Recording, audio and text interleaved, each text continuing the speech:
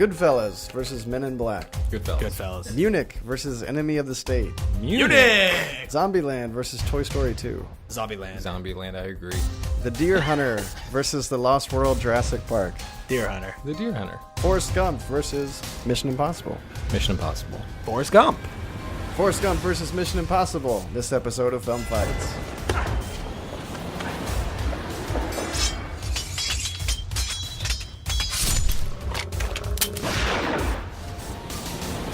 All right, hello everyone, and welcome to Film Fights, the podcast that uses a random movie generator to pit two films against each other on a quest to be the next movie that I and maybe you listening out there sit down to watch. My name is Matt Dodd, and today I'm joined by Mohamad Jomaa and David Marsh to represent Forrest Gump and Mission Impossible. Hello. Hi, how you doing?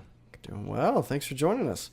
Before we get into that, though, our last winner chose Taxi Driver, or maybe Taxi, with Jimmy Fallon. I'm not really sure. Ooh. So we're going to talk about that Taxi Driver first. Guys, have you seen that film? Yeah. Yeah, absolutely. How long ago do you think? What do you think about it? About a year ago, last time I saw it. Yeah, maybe like 3 or 4 years ago. It's a movie that strangely does not get old.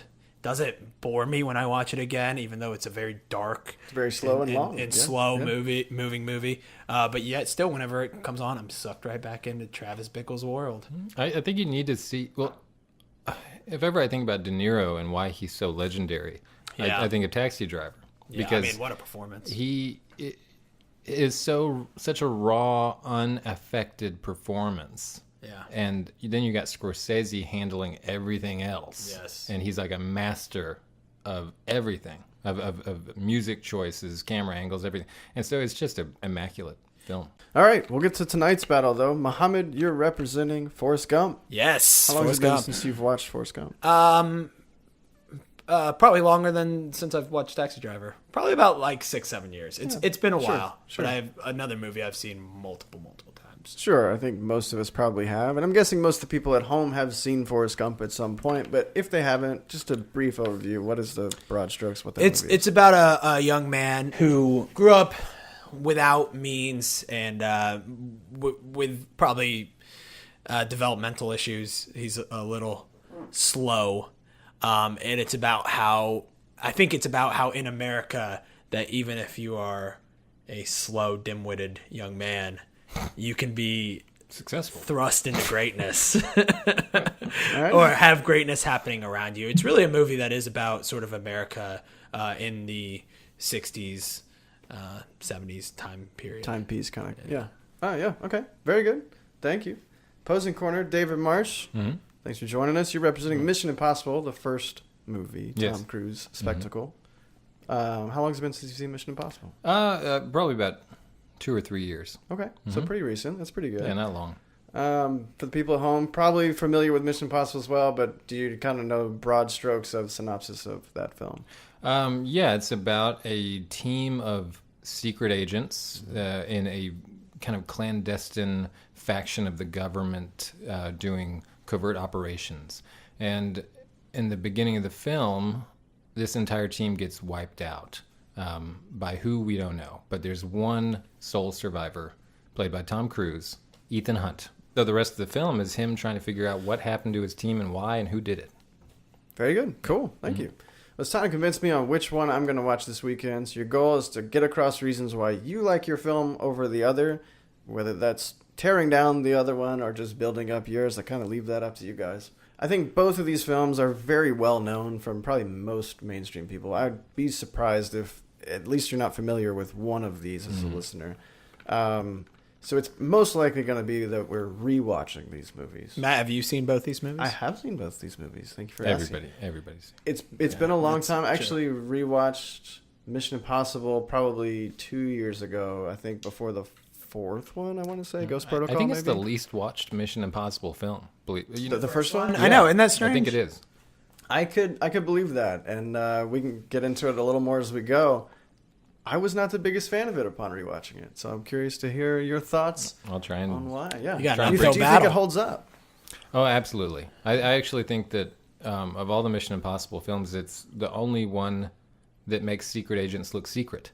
The rest of the time he's doing kung fu kicks and shooting two guns and driving motorcycles and hopping off motorcycles and flying Yeah. before he lands gracefully to his feet or whatever. I like that it's low key. I like that it plays it down in top secret. Yeah, to be fair, yeah, I think like what you think of as Mission Impossible now, the first one is very different from, especially the last, well, all four of them really, because even John Woo, the second one, like went way over the top with the action. But yeah, it's very much more of a like spy movie, like very solemn. Yeah, it's markedly different from the others and less sensational. Now, is it your favorite out of the 5 we have now? Is that right? Yeah, it's my favorite. Absolutely.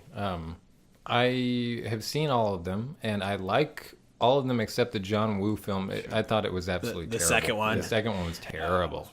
This is my favorite just because of the level of restraint that we're talking about and how kind of precise Brian De Palma's direction is and how moody it is. That's really right. It's like De Palma. Yeah. It's De Palma, yeah. Curiosity, what's your second favorite? Ghost Protes? The Ghost Protocol. 4th one. Ghost Protes. Ghost Protes. I can't believe you forced me to say that. Just kept trying. You got him. Brad Bird's one was really... 3's awesome, too, though. It was pretty good. I but love 3.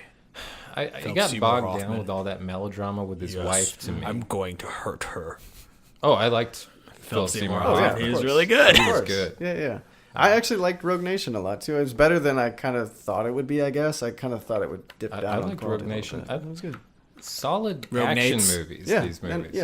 That's what they've turned into. It's just very good, like, Bond-ish kind of films with, like... kind of like an answer to Bond and Indiana Jones. Yeah. Like, if you can't get those anymore, and you got Ethan Hunt. And he is kind of the most boring secret agent of all time. But He's got very Tom little Cruise personality. elevates that. He makes it interesting, so... So we're going to get to Forrest Gump in a second, but quickly... Your thoughts on the 5 Mission Impossibles? I've actually been on my list to watch Ghost Protes and Rogue Nates. I've not seen either one, so I'm behind. Okay. I hated the second one. I did like the first one, although it's been forever since I watched it. Liked the first one, hated the second one, and then didn't watch 3 for a while, and then finally kind of got around to it. I had heard it was pretty good. Really enjoyed it. But then just still kind of lost my momentum. All right, so Forrest Gump is kind of seen as definitely a very iconic American cinema, and of the 90s especially. Right. Both were in the mid-90s, Yeah. actually a couple years apart. I actually like Forrest Gump. Yeah, I mean, who doesn't? Forrest Gump always surprises me with how much I enjoy it, rewatching it over and over and over again. And rarely do I get the opportunity to sit down and watch it from start to end. And when I do, I think it's a very powerful movie. A very intelligent movie while still being extremely funny and fun to watch. You know, it's a fun ride, kind of going along with Old Gumpy.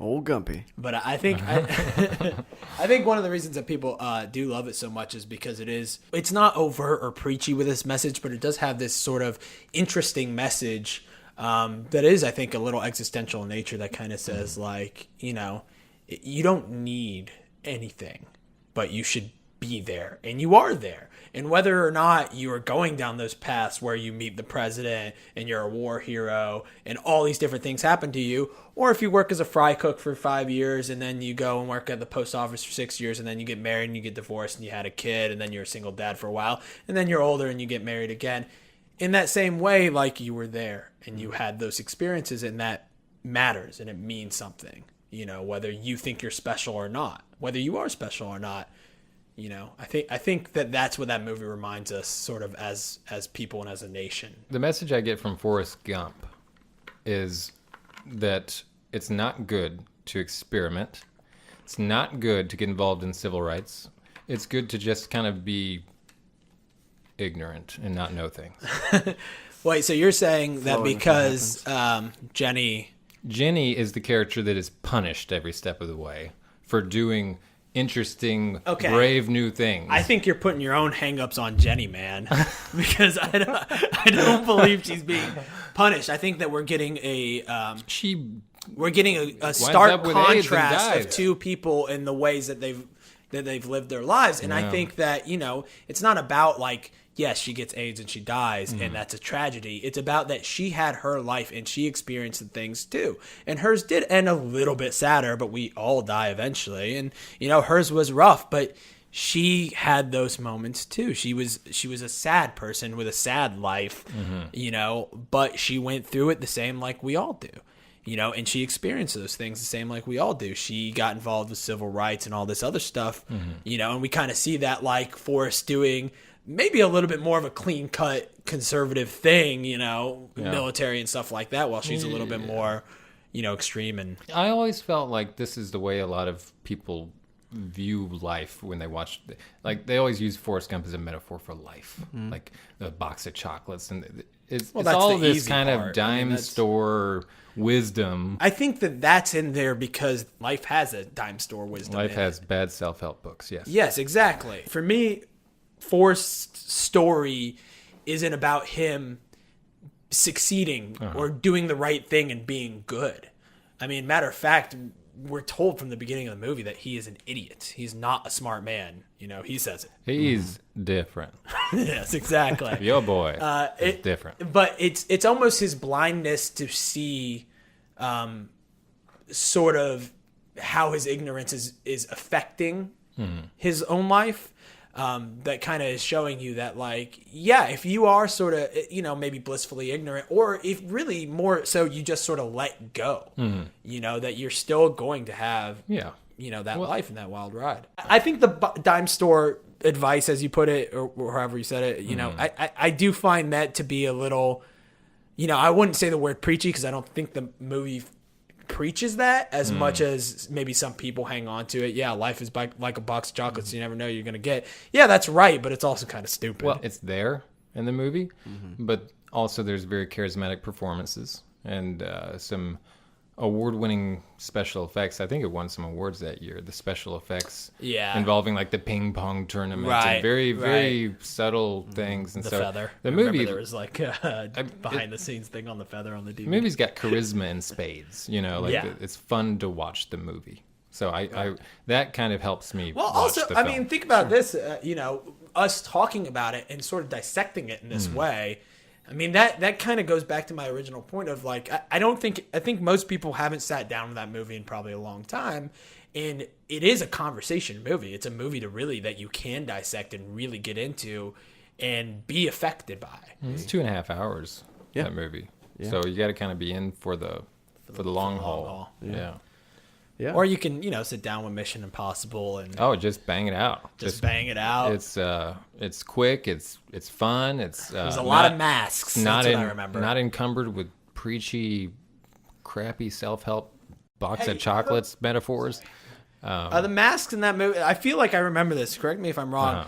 They're wearing masks in that movie at one point, but it's really just another actor like in that spot, so they look like the mask is perfectly fitted to their face. How can I say that? I don't know. You don't know? It could have been all special effects. It could be a really good mask. But he's wearing like a mask that literally like transforms him into like a different person, like Game of Thrones. Basically. In the movie, that's one of the movie's big advertising points in the trailers is. The special effects of Mission Impossible that's really subtle is the ability to look like John Voight. Yeah, and then peel the face off, and you're Tom Cruise. Right, Tom Cruise. And it looks good. Puts a mask on. Yeah. Especially for mid-90s when it was done. It pulls it off. Yeah. It doesn't cut away and then the mask is off and it's him. You see the peeling and the flesh gets pulled back. But in the reality of the movie, he put a mask on and then people thought he was John Voight. I wasn't on set that day. I can't confirm. That's what the movie is. So you guys are telling me that Tom Cruise didn't play every character? I thought that was... He's like Bugs Bunny. He's on every base. That's what I thought. I mean, I thought they just shot it over and over again with him in different places. All I'm saying is, David Marsh, if you put on the best John Voight mask, I would not think you were John Voight walking around here.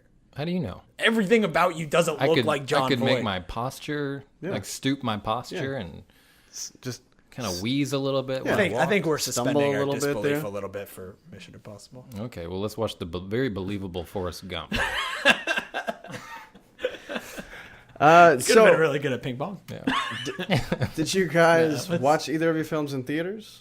Do you remember the first time? I watched both of them in theaters. Both of them? Yeah. Cool. I want to say I watched both of them in theaters as well. I know for sure I watched Mission Impossible in theaters. Okay. I feel like I might not have watched Forrest Gump in theaters, but I could be wrong. These are theater movies. They are theater movies. I got, Yeah, I could be behind that too. I mean, What years? obviously Was not. that in, like 97 Forrest Gump? Forrest Gump was 94. Around this- Mission Impossible was 96. 94, I would have been 9.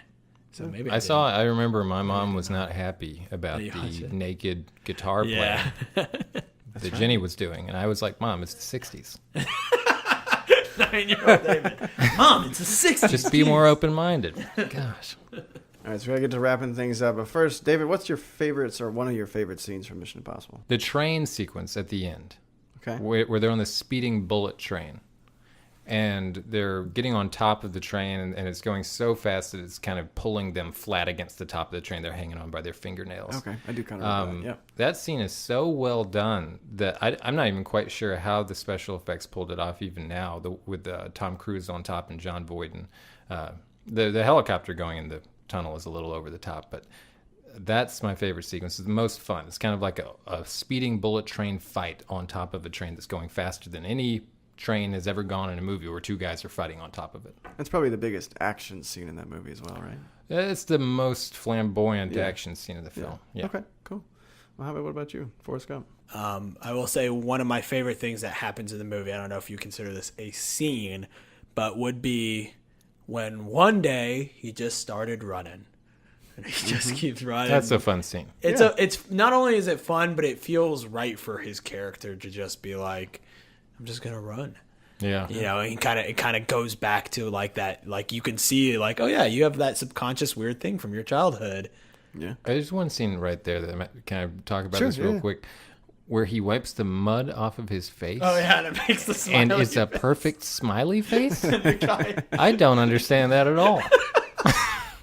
and then the guy. I think the He's idea like, is "Hey, that that's a guy good idea." ends up selling that as like a T-shirt. That was but why that? You I know, think the They just suspension of added disbelief. the every- best, Yeah. the best But version. the movie is surreal in that Yeah. way. It has a lot of It's just sort of him going through all these things and happens to be involved with all these the things. best of It's which is fine. Watergate.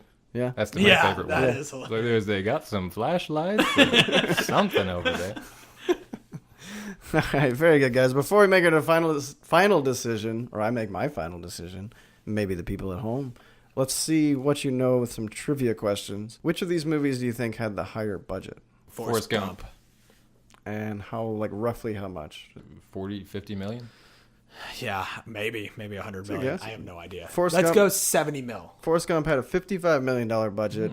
Mission Impossible had an $80 million budget. Wow. On that side, how much did Tom Hanks make for Forrest Gump? I'm going to guess $15 million. That's a good guess. So I'll go a little bit less. Let's go 7 mil. A little bit of a trick question. I don't know exactly how much he made because he took percentage points on the success of the film. Smart I man. Made got some back end $40 action. million. Not bad. Nice. Next time I get a new job, I'll be like, look, I don't want a salary. Just give me some points on the back end. Which of these movies was the first movie to ever be released in over 3,000 theaters? Mission Forrest Impossible. Gump. Forrest Gump. It was Mission Impossible. Dang. Yeah. So that's going to lead us into your final statements here. Whatever you want to go with, if it's like you want to hammer down a point, if you want to really just reiterate something, or if there's something you forgot, you're like, ooh, I need to get this in there. David, I'll give you the floor for Mission Impossible. Okay. Why should I watch that movie? What am I going to remember for Mission Impossible? I think you're going to remember... First of all, it's going to be very interesting for everybody who may have seen the sequels but hasn't seen this one. It's much different from the other ones. It's being headed up by a visual master, Brian De Palma, who's done some of the best movies in American cinema, like The Untouchables and things like that. And so he's doing all these great set pieces that have nothing to do with action or gunfights or fist fights. It's all very precise and subtle, and it's a very moody film noirish type spy movie. So I highly recommend it. All right, very good. Mohamad, Forrest Gump, I've seen it. Everyone has, I think. What's so great about Forrest Gump? It is very funny. Very funny movie. So for your Friday night choice value, He just did Dumb. Finger the quotes. quotations. Finger quotes, yeah. Finger But quotes. I think that's another element of that movie that you forget that it can be enjoyable from start to finish, almost purely as a comedy. It is a very, very funny movie, but it's also touching and sincere, and it's the kind of movie that makes you, can really make you think about things and sort of make you, really reflect, I would say, upon your own life through the eyes of a simpleton. Simple Forrest Gump. Well, very good. I think that's awesome. Thank you guys so much for the argument. Man, I am going to lean toward Forrest Gump. I've seen Mission Impossible a little bit more recently, but I do think you guys had a great back and forth on how deep Forrest Gump is, and I don't really remember that as well. Oh, the lack thereof. Oh yeah. But but you were really making a case for how much more is behind Forrest Gump. So Yeah. I'm kind of curious and willing to give that a shot on if you're right. I don't know. I may be burned. And you know what? To your point, I think that it is something that you, as a viewer, infer. I think that all the subtext is there, but for a long movie, it is one of those movies that where at the end, maybe when you rethink about it and you talk about it, that's when you start getting that sort of there's this sort of existential and interesting quality to it. Start unpacking. Since I can't win you over, I'll go ahead and say it is. I do enjoy that film. I'm glad. Hey, we're not saying that we don't I enjoy never either thought one. you didn't. It doesn't work on my brain the way that I feel like you've been saying it will, but I enjoy watching. Okay, well then, what do you enjoy so much? What do you find that movie enjoyable? Just the performances are so charismatic. Yeah. The Gary Sinise, who I know guess got we nominated. didn't even talk about him as too much. Lieutenant He's Dan, so good in it. Is great. Every actor in the movie, it's there's a lot of charisma oozing off those performances. All right, guys, we're wrapping this up. No, let's talk for another 10 Mohamad, minutes. where can people find you online? I like being here. Twitter at Mojoma, MOJOMAA. It's mostly just reviews of ice cream. Nothing wrong with that. David, how about you? Where can we find you online? Actually can't find me on Twitter. That's fine. I'm on Facebook. That's Yeah, send him a friend request. He's a very friendly guy. I'm just like a regular guy, type guy. Just a regular Just guy. a regular type guy. Well, I like that. Well, you can also find the show on Facebook at Film Fights Podcast. You can find any future episodes on SoundCloud, iTunes, or wherever you listen to podcasts. Please rate us 5 stars because you love us so much. You don't really have to write a review. You can just tell us how much you love Forrest Gump or Mission Impossible. I think that's totally fine. Give us your insight. Yeah. Give Mission Impossible some love. Yeah, because it's not a bad movie. We're not saying that. We love Mission Impossible Rogue too. Nates. Well, Ghost Protes. Ghost Protes. All right. Well, Mohamad, you get the floor for the final bit. You get to pick a movie. I'm next gonna to movie. go laterally off of Forrest Gump, kind of like I did the last time I won. Yeah, I like this. And go with a very underrated Tom Hanks movie, Joe versus the Volcano. ooh, yeah, So good. That's a good one. And not a lot of people have seen it. I'm not. It's another very very silly, very silly, very funny, almost campy in its way, but at the same time very smart, endearing and touching movie. I agree with all of that. Yeah, it's a great movie. That you got to watch it. It's so good. Appreciate the recommendation. Guys, thanks for the battle. This was great. Thank you. Thank you. We're not there. Enjoy the movie. Suck it, Marsh. Oh boy. Suck it, Marsh. Oh boy. Suck it, Marsh. Oh boy.